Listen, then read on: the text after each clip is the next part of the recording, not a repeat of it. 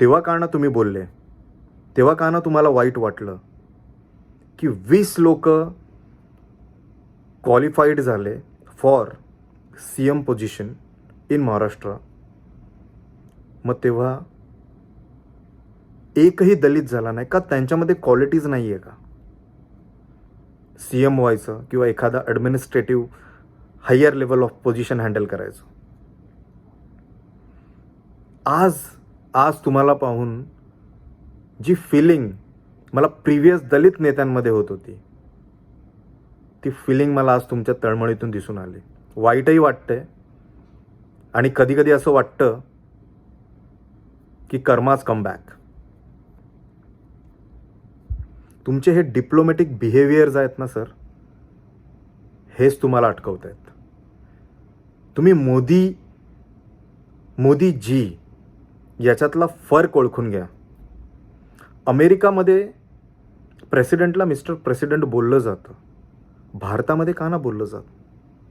का तुम्ही मोदीजी, शहाजी किंवा माननीय किंवा काय, ठीक आहे, रिस्पेक्ट आम्हीही करतो. रिस्पेक्ट एक्सप्लेन करायचा किंवा डिस्प्ले करायचा किंवा एक्सप्रेस करायचा वे हा नाही आहे की एखादा माणूस तुमच्यावर वार ते वार करतोय आणि तरी तुम्ही त्यांना घाबरताय.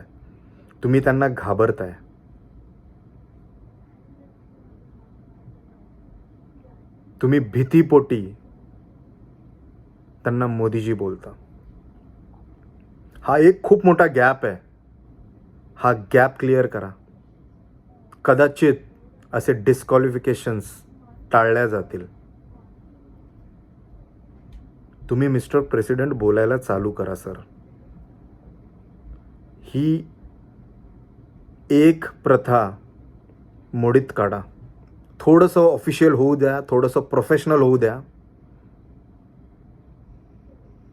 आणि त्याचे पडसाद बघा. मला असं वाटतं अमोल कोल्हे सर, आपल्याला जी तळमळ झाली ॲज अ यूथ, कारण तुम्हीही you are also very young person and we really respect you as a actor, as a politician, but थोडंसं डिप्लोमॅटिक बिहेवियर आपण बंद केलं पाहिजे. हे एका यूथकडून, यंग जनरेशनकडून, एक सुशिक्षित युवकाकडून आपल्याला निवेदन असेल. आपण आपल्या पॉलिटिकल सिस्टमला एक प्रॉपर वे, ॲडमिनिस्ट्रेटिव्ह वेमध्ये का ना फॉलो करत? आपण फॉलो केलं पाहिजे. खेद आहे 141 MLAs has been disqualified and very experienced, very educated. पण तुम्ही विचार करा की का झालं हे सगळं? का झालं हे सगळं? याचं रिझन काय? माननीय यशवंतराव चव्हाणजी पासून, त्यांना माननीय बोलतोय कारण ते माननीय आहेत, खूप सिनियर आहेत, पासून ते एकनाथ शिंदे साहेबांपर्यंत